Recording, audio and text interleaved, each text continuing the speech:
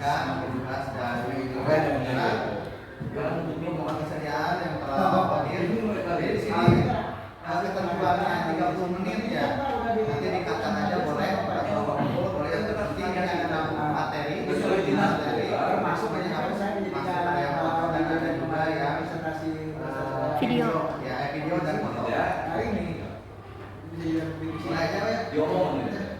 Ini paling komisi. Originalitasnya gitu. Iya. Bisa menanya. Warahmatullahi wabarakatuh. Selamat pagi semuanya Bapak Ibu yang saya hormati.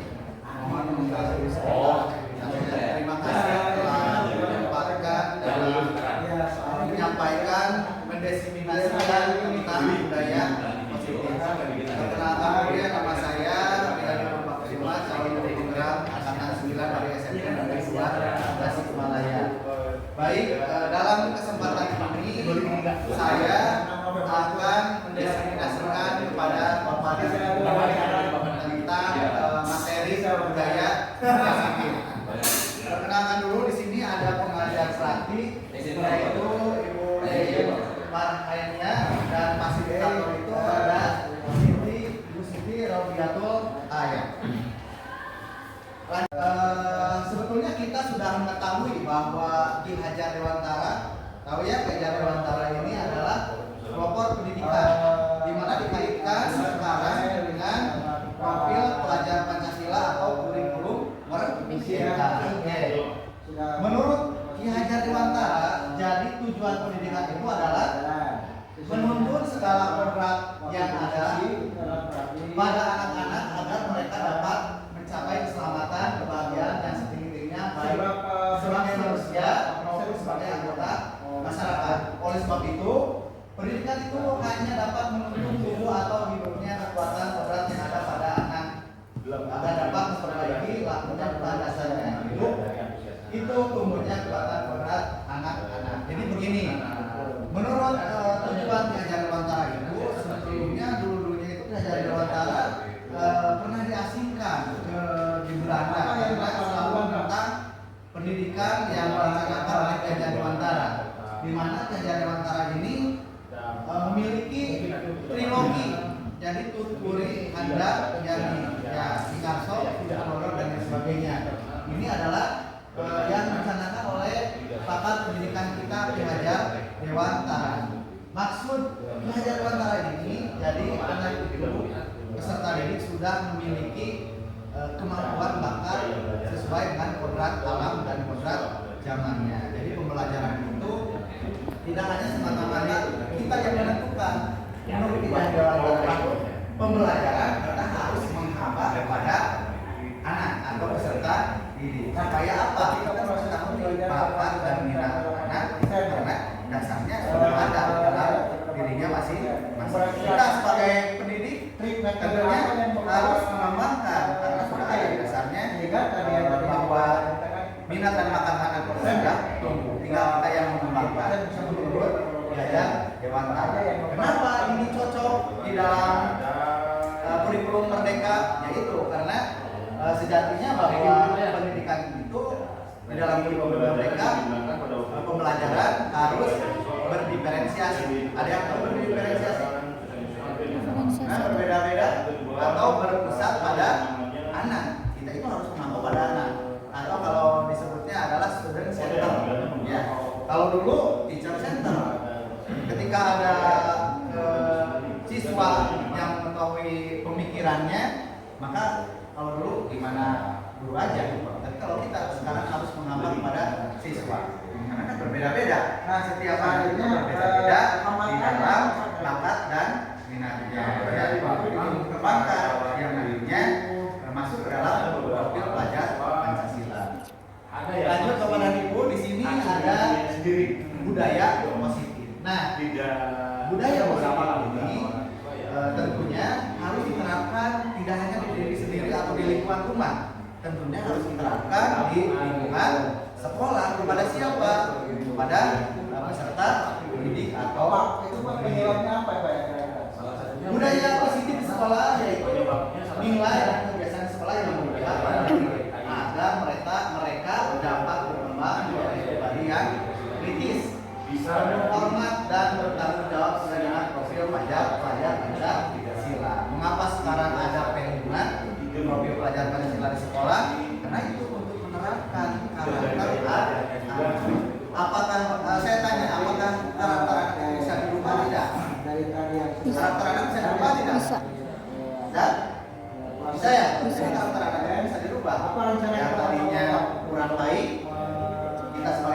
memupuknya menjadi alat yang baik, karakter yang baik. Contoh membuang sampah pada tempatnya itu adalah karakter yang baik.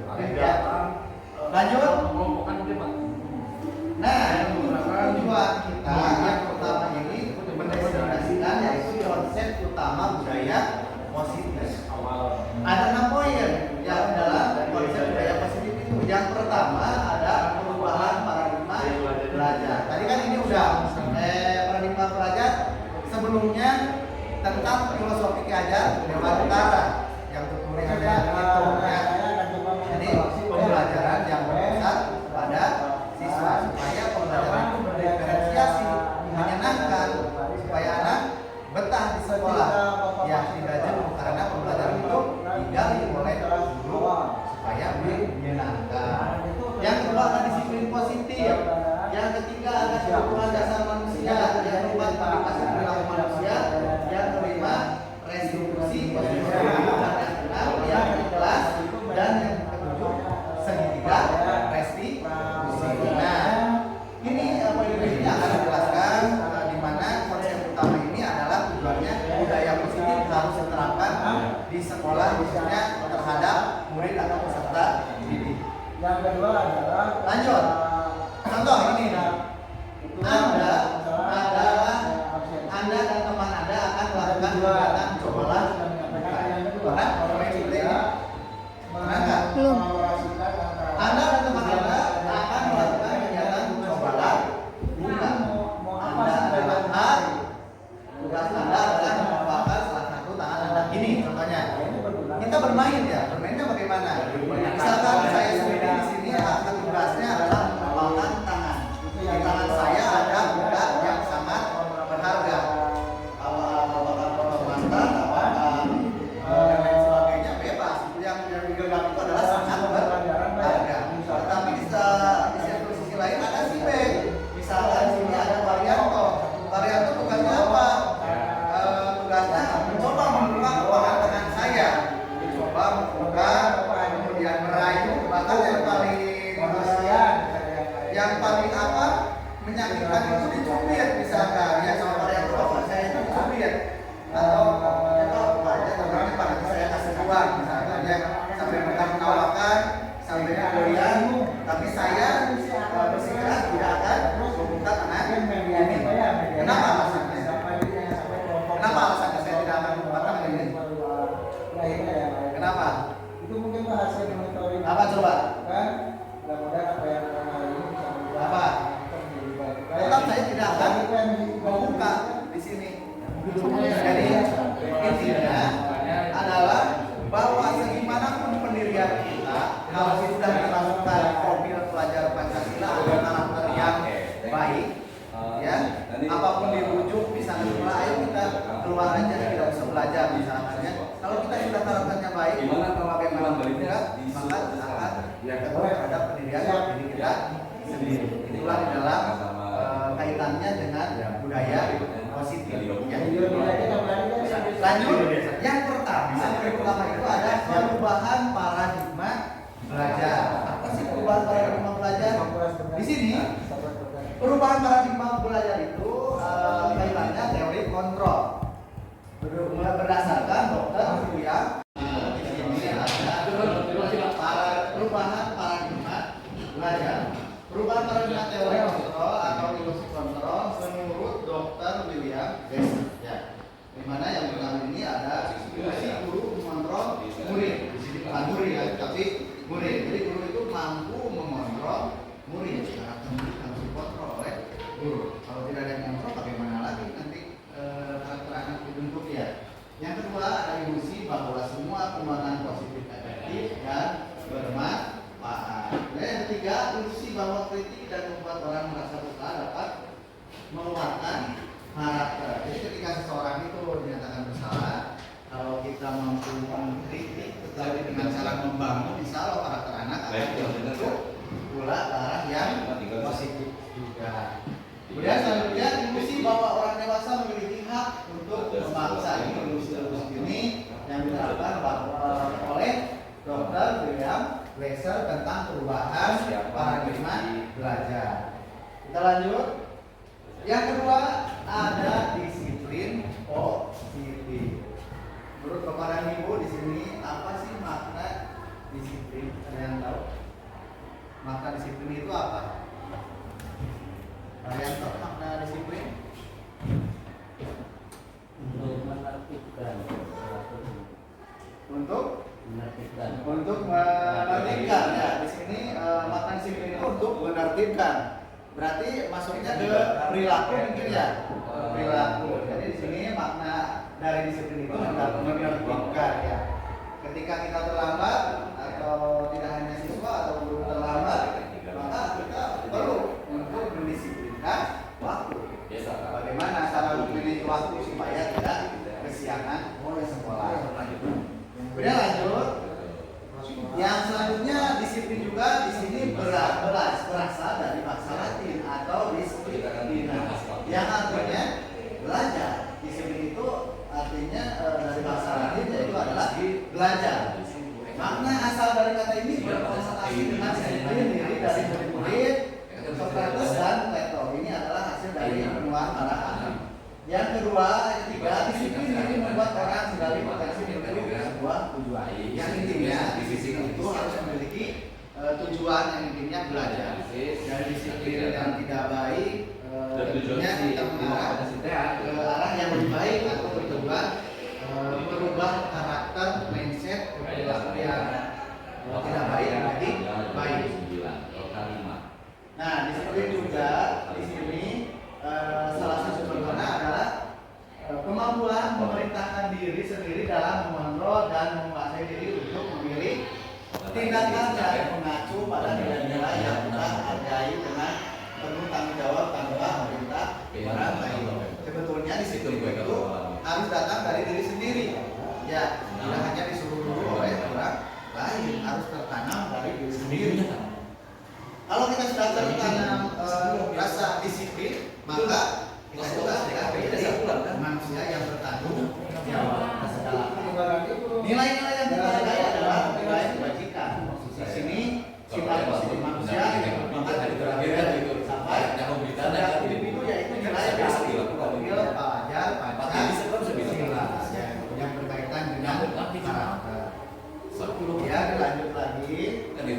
Yang ketiga ini ada kebutuhan dasar manusia. Nah, tidak hanya siswa, semua manusia juga pastinya memiliki kebutuhan dasar. Kebutuhan dasar itu apa? Yang pertama realitas atau kebutuhan setiap orang berbeda. Di sini ada yang sama kebutuhannya, kepada ada yang sama kebutuhannya enggak? Ada yang sama? Kebutuhannya ada yang sama? Ada yang juga berbeda. Tapi kebanyakan itu kebutuhan itu berbeda, beda ya. Nah, setiap anak juga kebutuhannya berbeda-beda. Si Ajril kebutuhannya karena dia suka menggambar, maka kebutuhannya dulu memfasilitasi atau memfasilitasi apa? Kalau menggambar alat lukis, ya alat lukis, oil, tinta dan lain sebagainya. Dan sampai lomba dongeng misalnya itu tentunya berbeda kebutuhan. Setiap manusia memiliki kebutuhan. Yang kedua, kita harus berusaha memahami pandangan orang lain tentang dunia. Manusia yang berbeda, dunia juga berbeda. Kita harus memahami dari perbedaan dan setiap orang memiliki gambaran yang berbeda. Contohnya, di sini ada lingkaran 4 dasar kebutuhan manusia. Yang pertama ada diterima dan disayang. Bapak Ibu sering diterima dan disayang?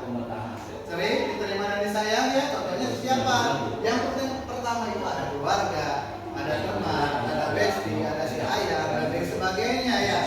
Jadi banyak sekali. Kemudian ada lagi ya bisa. Siapa di sini mengimplementasikan ilmu yang didapat. Setiap manusia wajib belajar. Untuk apa? Kebutuhan manusia itu. Ya salah satunya untuk dapat mengimplementasikan tujuan atau ilmu untuk dapat didapat oleh manusia. Yang ketiga ada senang. Di sini senang itu ada jalan-jalan sekeluarga. Seringkali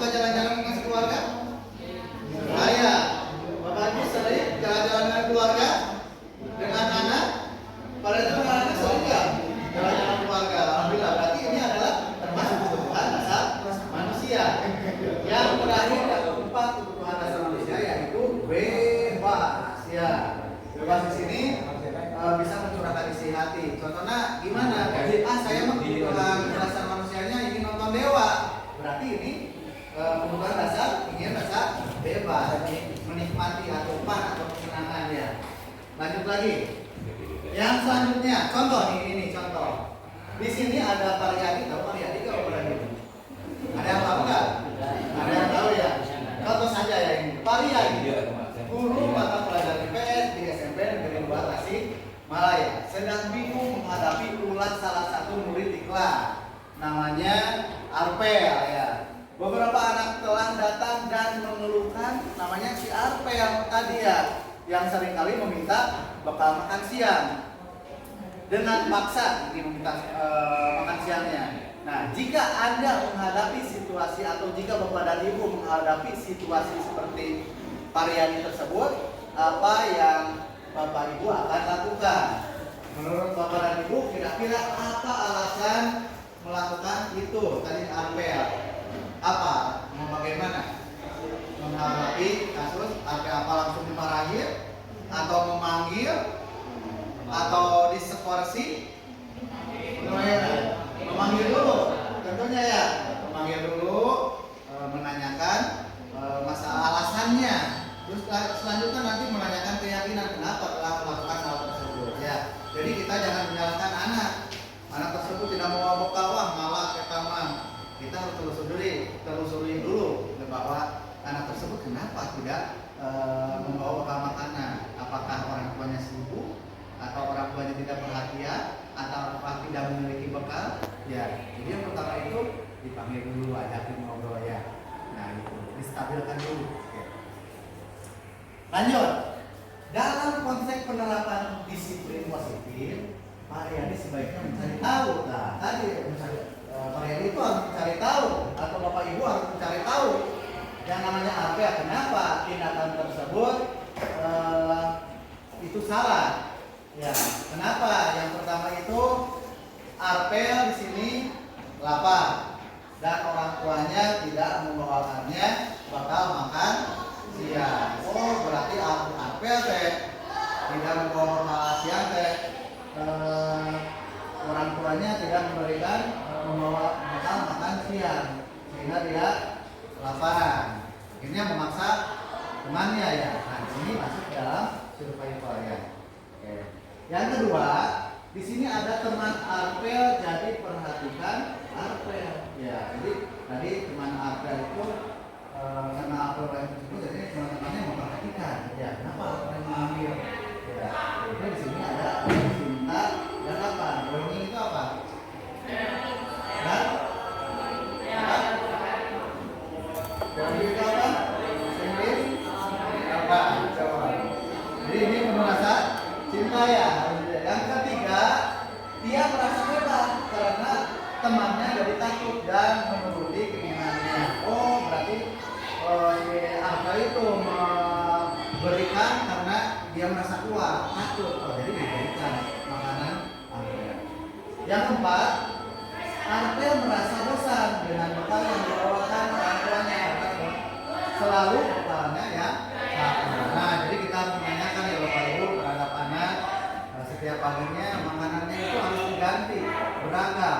Jangan selama hari Senin sekarang makan nasi goreng, Selasa makan nasi goreng, sampai hari Jumat juga nasi goreng. Nanti anaknya jadi goreng pula ya, secara standarnya seperti itu. Jadi harus bervariasi dalam memberikan pelayanan terhadap anak di rumah. Termasuk juga di sekolah kita harus beragam memberikan rasa keberagaman tersebut. Kemudian di sini masuknya ke dalam power ya, karena apa itu merasa gagah atau hebat, teman-temannya menjadi takut. Yang keempat, Arpel merasa bosan dengan bekal yang dibawakan orang tuanya dari wilayah freedom atau kebebasan. Ya, ini Arpel ingin adanya kebebasan dengan cara apa? Meminta bekal dari makanannya dari orang tuanya. Yang kelima, Arpel hanya iseng dan dia menikmati ekspresi wajah temannya yang kesal. Jadi ketika Arpel meminta makanannya, temannya dia merasa senang, kadang tertawa. Ini disadar Arpel di sini pan atau merasa senang dia. Nah, jadi dalam konteks penerapan disiplin ini kita harus mengetahui dulu ya kesalahan yang dibuat oleh siswa kita, harus ketahui apakah tindakan tersebut salah atau tidaknya. Tentunya kita harus memanggil dan menanyakan alasan Ya, jadi jangan langsung memarahinya ya. Tentunya Arvel di sini ilustrasinya memiliki alasannya masing-masing. Yang keempat, semua perilaku memiliki tujuan. Teori motivasi perilaku manusia. Jadi Bapak dan Ibu di sini ada teori motivasi perilaku manusia. Yang pertama di sini ada nomor 1, untuk menghindari ketidaknyamanan atau hukuman apa yang akan terjadi apabila saya tidak melakukannya. Ini termasuk ke dalam motivasi eksternal. Dari mana? Eksternal itu dari luar, dari orang tua, kemudian dari guru. Ini motivasi eksternal. Kemudian untuk mendapatkan imbalan dari orang lain atau instruksi apa yang akan saya dapatkan apabila saya melakukannya. Ini masuk ke dalam motivasi eksternal. Dan yang ketiga, untuk menghargai diri sendiri itu adalah masuk ke dalam motivasi internal. Ya. Jadi intinya yang pertama itu harus memiliki dulu rasa kesadaran. Ya, disiplin diri dulu dari diri sendiri untuk muncul teori motivasi perilaku manusia ini. Ya, dilanjut saja. Nah, ada lagi di sini ya, seperti tadi Arvel. Kalau tadi Arvel, kalau di sini namanya IPA. IPA kurang menguasai pelajaran matematika, sehingga pada saat pelajaran tersebut berlangsung, dia lebih banyak berdiam diri atau menggambar di buku pelajarannya. Ya. Pada saat guru matematikanya Pak Seno, bukan Maria, Pak Seno, Pak Ride pelajaran apa? IPS. Menanyakan pertanyaan IPA menjadi gugup dan tak sengaja menjatuhkan tasnya ke kursi tadi saking gugupnya, serta tiba-tiba menjadi gagap pada saat berupaya menjawab. Suluh keras pun tertawa melihat perilaku IPA yang bicara tergagap dan terkejut tersebut. Akhirnya Pak Seno pada saat itu membiarkan teman-teman IPA mentertawakan IPA yang tergagap dan malu luar biasa. Dan malahan minta IPA untuk maju ke depan, berdiri di depan kelas sambil menunjuk hidungnya karena tidak bisa menjawab pertanyaan Pak Seno. Kelas semakin gaduh dan anak-anak pun tertawa melihat IPA di depan kelas memegang hidungnya. Yang pertama, apakah Bapak dan Ibu setuju dengan tindakan Pak Seno terhadap IPA? Bapak setuju enggak? Mengapa kalau tidak setuju? Dengan Pak Seno, kenapa? Apa coba? Tadi ada Pak Seno itu membiarkan teman-temannya tertawa, ya harusnya menstabilkan dulu ya teman-temannya. Yang kedua, menurut Bapak dan Ibu, tindakan Pak Seno terhadap IPA adalah sebuah hukuman atau konsekuensi? Hukuman atau konsekuensi? Tadi tidak bisa menjawab. Hukuman atau konsekuensi? Apa? Konsekuensi. Bisa. Nggak bisa menjawab. Disuruh ke depan tadi. Ini konsekuensi atau hukuman? Ada yang hukuman, ada konsekuensi. Baik. Nah, ini adalah contohnya ya. Contoh di sini ada identitas gagal, identitas sukses. Ini contoh hukuman, konsekuensi dan restitusi. Di sini ada murid, anak belajar menyembunyikan kesalahan. Menyembunyikan kesalahan itu masuknya ke dalam hukuman. Mencoba mengontrol anak dengan penguatan negatif, membayar impas kesalahan. Ini adalah hukuman. Dampak pada murid marah, merasa bersalah, rendah diri, mengasingkan diri, ini termasuk hukuman. Tiba-tiba tidak diharapkan atau sangat melukai, ini adalah hukuman. Berarti masuk tadi sepertinya hukuman ya. Hukuman ya. Tadi karena mentertawakan Pak Seno tidak menangani anak tersebut, akhirnya teman-temannya yang lain IPA tertawa. Ini masuk ke dalam hukuman ya. Konsekuensi itu apa? Murid atau anak belajar taat peraturan. Ini konsekuensi. Mencoba mengontrol anak dengan penguatan diri. Kehilangan hak waktu jeda seorang diri, time out, penahanan, detention sudah diketahui masuk akal. Ini masuknya ke dalam konsekuensi. Kalau sudah tahu konsekuensinya, maka nanti akan timbul hukuman ya. Restitusi, apa sih restitusi? Contohnya, murid anak belajar memecahkan masalah. Tadi ketika pemecahan masalah, anak itu dipanggil misalkan, kenapa tidak membawa makanan, kamu itu memalak teman kamu misalkan.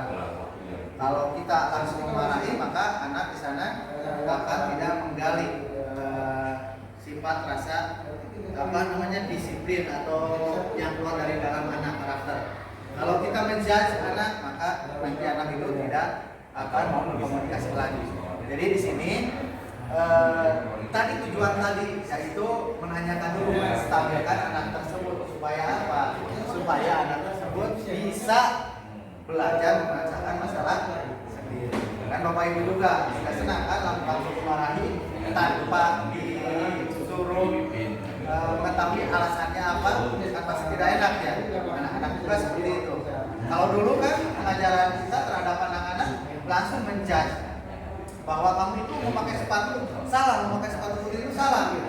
Langsung dihukum, langsung diambil. Padahal tanyakan dulu apakah dia di rumahnya punya sepatu satu, misalkan ya tidak ada gantinya, basah dan sebagainya. Nah itu alasan itu perlu sebagai orang didik harus mengetahui. Anak paham bahwa dirinya sendiri yang pegang kendali kontrol. Jadi di dalam restitusi ini memiliki sendiri kendali kita. Kalau kita melakukan hal-hal negatif seperti memakai sepatu tidak sesuai, maka kita akan dihukum. Jadi ada rasa dari diri sendiri, kontrol di dalam diri kita ya. Yang ketiga, murid anak tidak kehilangan waktu namun bersemangat untuk memperbaiki diri. Tadi sudah dimarahi, tidak membawa makanan malam-malam ya. Kalau kita diajak ngobrol baik-baik, alasannya apa, distabilkan dulu ya, direstitusi dulu, maka ini anak nanti akan tidak sakit hati, kemudian akan memperbaiki masalahnya seperti biasa ya, akan sendirinya. Lanjut, berupa undangan untuk mengadakan restitusi. Jadi untuk melakukan restitusi ini dikumpulkan anak tersebut supaya apa? Supaya tidak melakukan kesalahan lagi. Bagaimana kalau melakukan kesalahan lagi? Apa solusinya dan bagaimana ke depannya? Nah ini harus ada sedikit sosialisasi terhadap anak-anak yang di sekolah. Lanjut, mari berlatih lagi. Nah, jadi ini ada hukumannya. Tadi tenon kepada ini pun konsekuensi, hukuman, dan yang pertama ada programnya. Lari mengelilingi lapang basket 2 kali karena terlambat hadir di sekolah. Ini maksudnya kenapa Pak? Nah, oke. Membersihkan coretan yang dibuatnya di meja tulis. Membersihkan. Konsekuensi. Kemudian murid diminta push up 15 kali karena tidak menggunakan masker di sekolah. Maksudnya karena apa? Hah? Kenapa? Kemudian menggantikan kertas tugas teman yang telah dicoret-coret. Maksudnya apa? Menggantikan kertas tugas teman yang telah dicoret-coret. Konversi. Berjemur di lapangan basket pukul 12 siang karena mengobrol dengan teman. Akhirnya pingsan misalkan. Masuk apa ini? Masuk ke dalam. Murid diminta bertelanjang kaki. Bukan bertelanjang apa? Ini bertelanjang kaki ya. Sepanjang hari. Karena apa yang tidak kelihatan. Nah ini masuk kemana? Murid diminta bertelanjang kaki sepanjang hari. Misalkan karena tidak memakai sepatu dan akhirnya dihukum. Masuk hukuman, konsekuensi atau restitusi? Nah, tadi sudah ada kan jawaban masing-masingnya. Kita lihat apakah betul atau tidak. Nah, yang pertama lari mengelilingi lapangan basket 2 kali. Ini masuknya hukuman. Yang mengelilingi berarti fisik itu hukuman. Membersihkan coretan yang dibuatnya di meja tulis apa? Masuknya apa? Konsekuensi. Murid diminta untuk push up 15 kali karena tidak menggunakan masker. Masuknya? Hukuman. Menggantikan kertas tugas teman yang telah dicoret-coret? Konsekuensi. Jadi ini secara singkat saja berarti Bapak dan Ibu sudah mengetahui ya mana yang disebut dengan konsekuensi, hukuman atau restitusi. Yang paling bagus itu apa sih? Yang paling baik di antara ketiga tersebut? Hukuman, konsekuensi, atau restitusi? Institusi. Namanya gitu. Apa? Restitusi. Karena dengan restitusi itu penanganan dulu, kita sebagai pendidik menanyakan dulu alasannya apa, ya, menstabilkan anak itu bagaimana, alasannya apa, supaya apa, anak tidak merasa disalahkan dan mampu memperbaiki masalah sendiri. Tadi sepatunya kamu basah tiba-tiba dihukum misalkan ya, karena tidak sesuai. Kalau anak dimarahi seperti itu, nanti kedepannya akan mengulangi lagi. Tapi kalau kita melakukan pendekatan terhadap anak tersebut bisa diyakinkan bahwa kesalahan tersebut itu salah, maka kedepannya tidak akan terulang lagi. Poin kelima, Bapak dan Ibu, di sini ada restitusi posisi kontrol guru.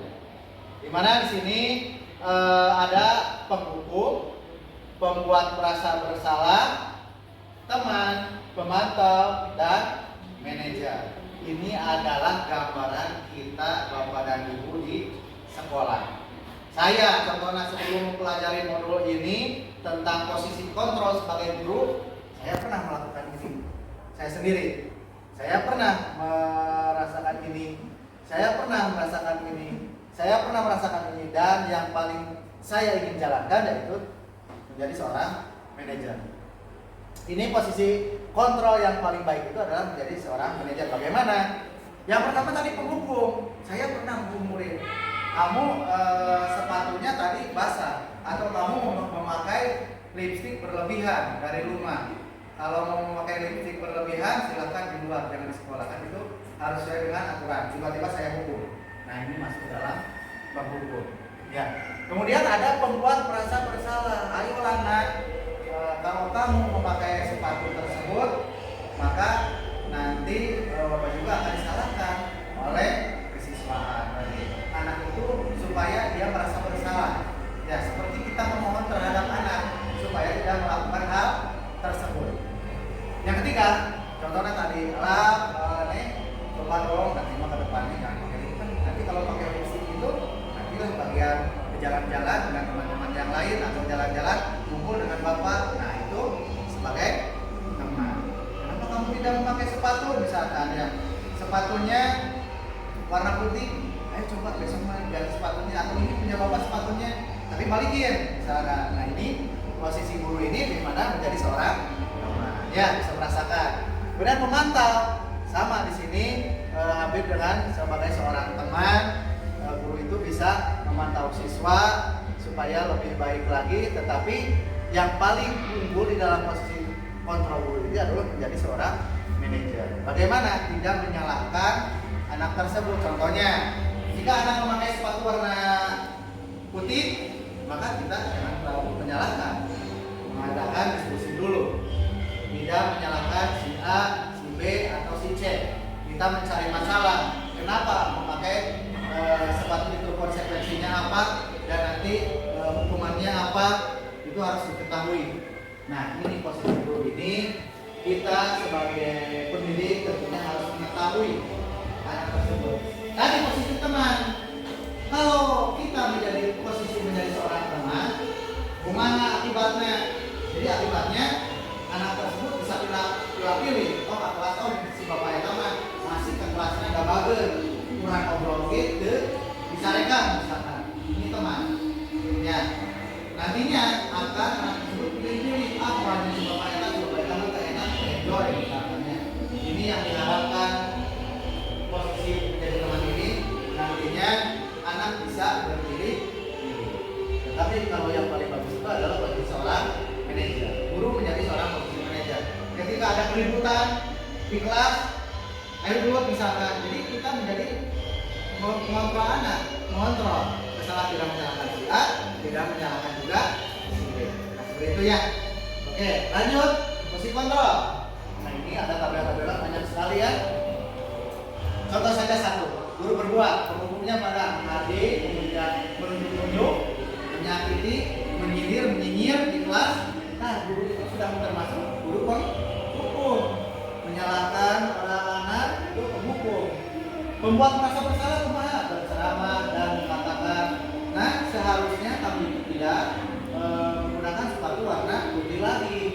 Ibu kecewa kecewa sama kamu tidak mematuhi tata tertib. Nah ini membuat masa bersalah. Oh jadi siswa tadi, oh ini yang pernah disarankan itu pernah salah. Jadi anak tidak ada keinginan nantinya untuk berkembang. Ya. Teman membuatkan alasan-alasan untuk muridnya. Jadi ketika si A disarankan guruna diredam dan dibela supaya tidak dimarahi oleh guru lain. Ini bisa juga menjadi seorang pemantau, menghitung dan mengukur. Oh dihitung, jadi lamun salah nasak itu, pusat nasak itu, hukuman nasak itu, misalkan ini sebagai pemantau. Dan manajer di sini mengajukan pertanyaan-pertanyaan tadi, mengajak diskusi. Kenapa alasannya kamu bisa berantem? Ya, apakah berantem itu salah atau tidak? Sampai menyobek-nyobek misalkan kertas orang lain, misalkan. Jadi kita harus ada mediasi atau diskusi dulu dengan siswa supaya siswa tersebut bisa memperbaiki kesalahan tersebut. Kan kita juga enak kan ya, tiba-tiba dimarahi sama teman, enak gak? Enggak ya. Kunaon paling telat kan mesti aja kan. Saya teh misalkan jam 7 datang jam 8, itu bisa misalkannya buat alasannya apa? Oh maaf saya mah orang tuanya lagi sakit. Oh mohon maaf saya ada keperluan dulu. Oh maaf saya disuruh orang tua. Nah itu alasan-alasan tersebut harus kita mendengarkan terlebih dahulu ya. Tetapi apapun alasannya harus kita mengetahui, jangan dijadikan alasan yang berlebihan. Lanjut posisi kontrol dulu. Pertanyaan-pertanyaan. Nah ini nih, kita sebagai pendidik di SMP Negeri 2, pernyataan-pernyataan ini yang sering kali masuk ke dalam posisi kontrol guru. Saya kecewa sekali dengan kamu. Ya, siapa yang mengatakan membuat orang merasa bersalah? Kamu tidak pernah benar melakukannya, selalu saja kesiangan. Coba kamu push up, Bang. Ayolah lakukan demi ibu, bapak, supaya bapak nanti bukan ketemu dengan guru lain. Ini adalah teman, bestie, ya guru bestie. Kemudian, apakah kamu mau mendapatkan stiker bintang hari ini? Pemantau, memberikan imbalan. Bagaimana kamu bisa menyelesaikan masalah ini? Manajer. Kemudian kamu selalu yang paling terakhir. Kamu mangges keberangan misalkan nilainya pang jelek. Nah, ini adalah pang. Nah, jadi yang paling bagus itu pasti mana Bapak dan Ibu? Penghukum, teman, pemantau, manajer, atau penghukum lagi? Mana? Sebagai manajer. Dua poin lagi ya Bapak dan Ibu di sini masuk kita ke keyakinan kelas. Ya. Pernahkah Bapak dan Ibu membuat keyakinan di dalam kelompok? Pernah nggak? Kelompok belajar, kelompok bermain, kelompok berwasap itu ada keyakinan atau kesepakatan yang harus dipahami untuk kita bersama. Kalau tidak ada keyakinan, kesepakatan, nantinya tidak akan terarah. Sama anak juga di sekolah, di kelas harus ada kesepakatan terlebih dahulu, minimal di awal semester pembelajaran. Jadi supaya apa? Supaya meminimalisir anak tersebut terjadinya pelanggaran atau permasalahan ada dalam kelas. Keyakinan kelas adalah nilai-nilai kebajikan atau prinsip-prinsip universal yang disepakati bersama, lepas dari perbedaan agama, suku, negara, dan bahasa. Jadi negara juga sama memiliki keyakinan. Guru di semuanya di Bapak Ibu memiliki keyakinan. Jadi keyakinan-keyakinan ini tidak terlepas dari perbedaan-perbedaan. Anu beda jelas, kepala itu setiap kepala manusia, setiap pola pikir itu berbeda-beda. Tetapi dengan adanya keyakinan kelas, kesepakatan, maka perbedaan tersebut itu harus sama, tidak boleh terpisah. Ya, kalau tidak tahu kesepakatan, tidak tahu keyakinan, nanti akan kacau ketika anak ke sekolah tidak tahu aturannya. Harusnya masuk jam 7, ini jam setengah 8, konsekuensinya apa, hukumannya apa. Nah, jadi kalau ada keyakinan kesepakatan kelas, tujuannya untuk meminimalisir terjadinya kesalahan terhadap murid. Menurut dosen tahu nggak? Ada yang tahu dosen? Pernah ketemu nggak? Belum Pak. Belum, sama, saya juga belum. Menurut bosan, pada tahun 1998 pernah lahir? Lahir Bapak dan Ibu tahun berapa? Saya paling muda mungkinnya. Tahun 1984 ya. Tahun berapa? 99, masih muda ya Bapak ya? Ibu tahun berapa Bu? Ibu kayaknya muda banget, tahun berapa Bu? 2001, baik ya. Nah, jadi ini mah, nah ini pada tahun berapa? 1998. Muda atau tua? Muda Pak. Hah? Lebih tua dari saya. Muda ya? Muda ya? Ya. Ini menurut dosen atau muda lah istilahnya. Suatu keyakinan akan lebih memotivasi seorang dari dalam atau intrinsik ada dalam dorongan diri sendiri. Seseorang akan lebih bersemangat untuk menjalankan keyakinannya daripada hanya sekedar mengikuti peraturan. Jadi tidak hanya kita melihat peraturan, tetapi dulu keyakinan dulu atau motivasi yang ada dalam diri kita tertanam. Kalau sudah tertanam, insya Allah kita akan mengikuti peraturan-peraturan yang ada di sekolah. Nah, ini adalah budaya positif. Yang pertama adalah budaya positif, lingkungan positif, keyakinan kelas, peraturan keras. Ya, ini salah satu di dalam budaya positif. Lanjut lagi, keyakinan kelas bersifat lebih abstrak. Jadi keyakinan kelas itu berupa pernyataan universal. Kemudian pernyataan keyakinan kelas dibuat dalam bentuk positif. Contohnya bagaimana di kelas? Di kelas misalkan Bapak dan Ibu masuk ke dalam kelas, membuat dulu keyakinan. Keyakinan Pak, keyakinannya kita akan buat. Contoh seperti apa Pak yang keyakinan kelas? Di dalam kelas. Masuk kelas Ya. tepat waktu. Masuk kelas tepat waktu. Kemudian pembiasaan setiap Jumat sholat duha. Kemudian pembiasaan membacakan Asmaul Husna 15 menit dan surat-surat pendek. Itu keyakinan-keyakinan kelas perlu ditanamkan. Supaya apa keyakinan? Jika anak melanggar peraturan kelas, maka ditanya dulu keyakinan atau kesepakatan yang telah dibuat di dalam kelas itu apa? Tanya dulu supaya anak nantinya tidak melanggar ya. Yang ketujuh, yang terakhir Bapak dan Ibu, ini adalah rangkaian yang paling terakhir ada di dalam budaya positif.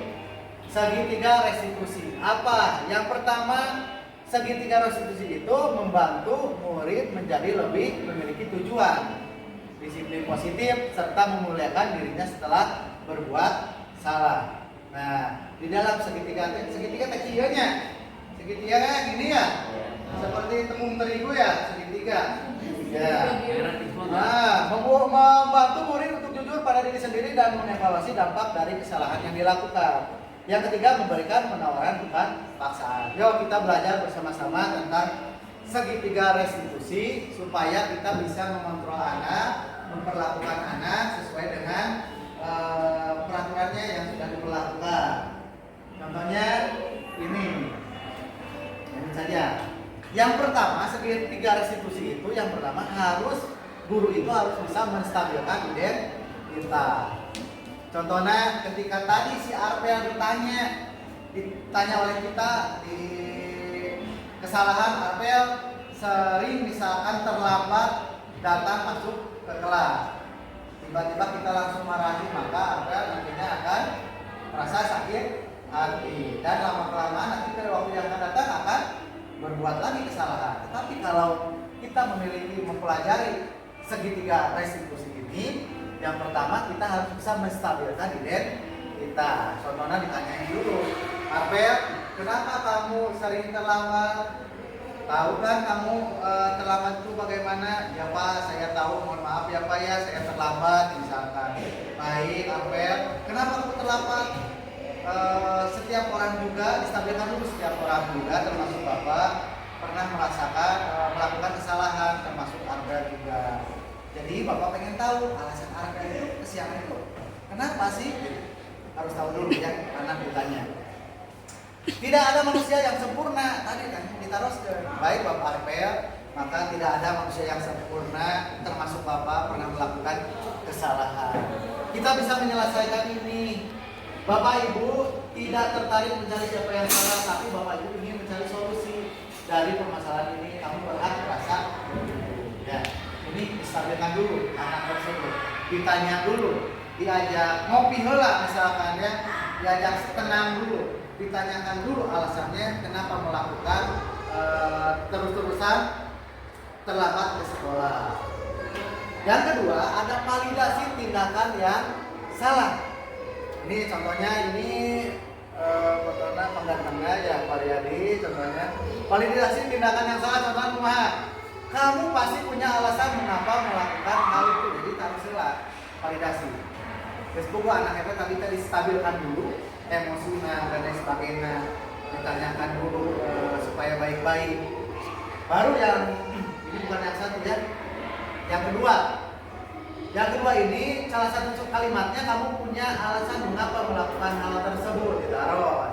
Kemudian kamu patut bangga pada dirimu sendiri karena kamu telah melindungi sesuatu yang penting buatmu. Padahal di seluruh kita Arpel ternyata bermain TikTok atau YouTube sampai larut malam sehingga kesiangan. Oh, jadi tahu bahwa Arpel itu kesiangan itu selalu bermain TikTok kan. Bapak Ibu sering main TikTok kan enggak? Sering ya? Apalagi TikTok shop sudah ditutup ya Bapak dan Ibu ya. Lanjut, ini satu lagi, ketiga. Yang ketiga, menanyakan keyakinan. Setelah tadi ditanyakan alasannya apa, tanyakanlah keyakinan yang telah Bapak Ibu buat, ditaruh screen. Keyakinan yang telah dibuat semester ke belakang itu apa? Apa yang kita percaya sebagai kelas atau keluarga? Apa nilai hukuman yang kita telah sepakati? Dia tanyakan kepada anak. Arpel tahu nggak kesepakatan yang telah dibuat di sekolah? Kira-kira bagi Arpel ini salah nggak? Salah Pak, misalkan saya telah melanggar keyakinan kelas tentang rasa tanggung jawab. Nah itu adalah menanyakan keyakinan. Nah terima kasih di penghujung slide ini, Bapak dan Ibu yang berbahagia. Terima kasih. Tentunya saya juga di sini tidak pandai ya, sama dengan Bapak Ibu dalam proses tahap belajar tentang bagaimana kita menerapkan budaya positif terhadap anak-anak kita, yang dimana telah ada latar belakang bahwa harus disematkan di dalam kurikulum merdeka. Profil pelajar Pancasila itu harus ditanamkan kepada anak-anak kita di SMP Negeri 2 Tasikmalaya, khususnya bagaimana karakter anak dirubah ke arah yang lebih baik lagi. Mudah-mudahan harapannya setelah kita mempelajari tentang budaya positif ini, kita bisa mengetahui bagaimana posisi kontrol yang kita miliki, bagaimana menangani anak setelah kita mengetahui segitiga restitusi. Sekian dan terima kasih. Mohon maaf apabila ada kesalahan. Wassalamualaikum warahmatullahi wabarakatuh.